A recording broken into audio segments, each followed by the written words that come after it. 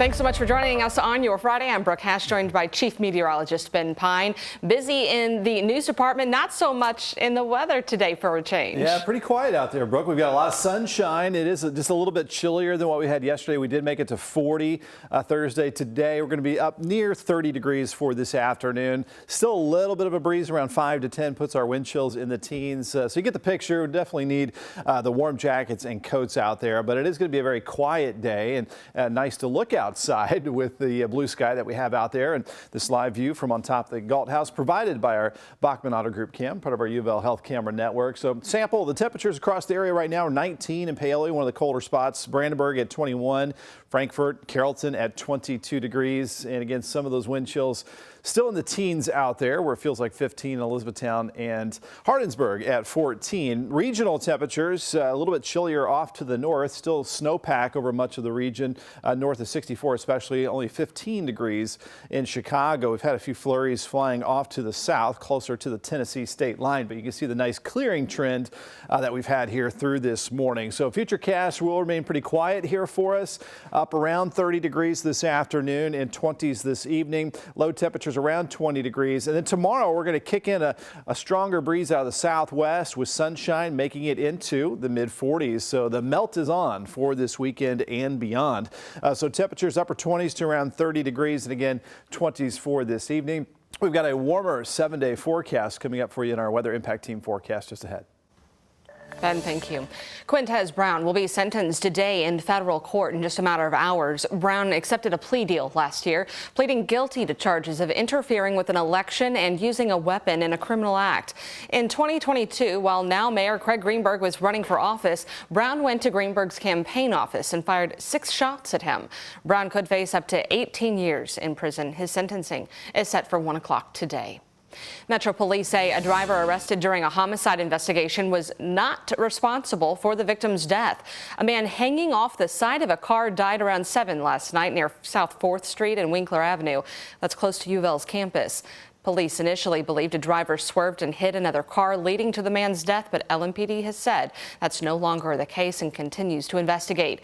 If you have any information or saw anything nearby at the time, call that anonymous police tip line at 574 LMPD.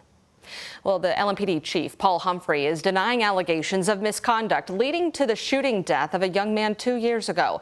It comes after the death of the city's civilian, it comes after the head of the city's civilian review board says police lied on a warrant. And our Clary Shaley and photojournalist Emma Gefter explain. Drop the gun! A U.S. Marshal shoots and kills Amari Cryer as he runs from police in May of 2022. Police were serving Cryer a domestic violence warrant. We believe that there was false information provided to the charging attorney. Louisville's Office of Inspector General is calling police action in training to question, saying Cryer's Fourth Amendment rights were violated. Harness's investigation with the Civilian Review and Accountability Board claims 12 wrongdoings, including false statements in the warrant and criminal complaint and not following policy guidelines. He referenced the recently negotiated consent decree. This is behavior that's illustrated in the findings from the Department of Justice.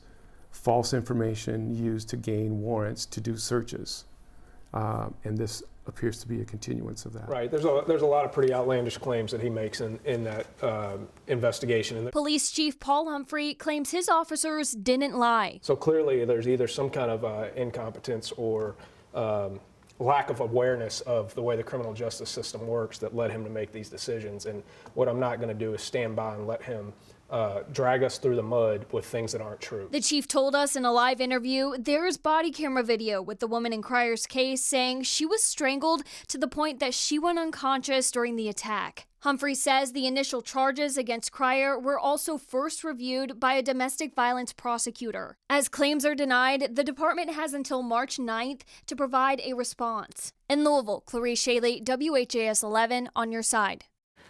Harness said the investigation file is being sent to the Professional Standards Unit today, which has 40 days to respond under the consent decree. The police department is preparing a response to those allegations for public review. Well, Kentucky wants to end human trafficking in the Commonwealth. The Secretary of State is launching a new partnership with business owners to make this happen. Secretary of State Michael Adams wants business owners to be more involved and help the state spot illegal activity. Adams called human trafficking modern-day slavery and said employees at liquor stores, hotels, and transportation are often a point of contact for women being trafficked. His office is sharing packets of information for businesses to go over with their employees so they know what signs to look for. It's so important to talk about these things, to give survivors and victims hope, and to show that we are working on it. Kentucky businesses obviously have and can play a big role in raising that awareness and being part of the solution to stop trafficking. The National Human Trafficking Hotline identified 77 cases in Kentucky last year, with almost 2,500 victims in the state since 2007. In Indiana, a similar initiative happened this month for commercial truck drivers. Indiana State Police said truck drivers are the eyes and ears of America, and they often stop in places where human trafficking occurs. That includes truck stops, rest areas, and warehouses or facilities where labor trafficking is common. ISP handed out wallet cards from Truckers Against Trafficking and held 10 outreach events this month. Well, two properties once owned by former Southern Indiana Sheriff Jamie Knoll and his daughter Casey Knoll are about to be sold for restitution. Earlier this month, the Clark County Circuit Court approved an offer for two adjacent properties in Jeffersonville. One is the old barn where Jamie Knoll stored dozens of his antique cars. It sits next to a log cabin style home where Casey lived. The properties were sold together for just under $630,000. The historic riverfront mansion owned by Jamie and his estranged wife Misty is still for sale. Meanwhile, we are learning the trial for the Clark County counselor and Jamie Knoll's friend John Miller has been delayed. Miller's accused of approving funds for New Chapel EMS while at the same time receiving gifts from Knoll, who was running the service. His trial has now been postponed to October 27th. It'll be held in Clark County with a jury from out of town.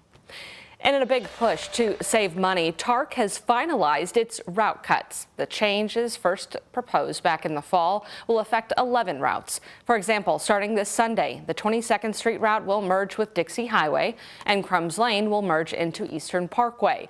The Dixie route will end in Portland, and riders will have to transfer to get to downtown Louisville. Several routes were not cut entirely, but will run less often. TARC says the cuts will save the agency about $4 million a year. An update to a story our Focus team has been following this week. Metro Louisville has approved Wayside Christian Mission's shelter license. We found that Wayside was out of compliance for about 16 months due to an issue with its inspection back in September of 2023. Chief Operating Officer Nina Mosley applied for a license last Friday, and it was granted on Thursday.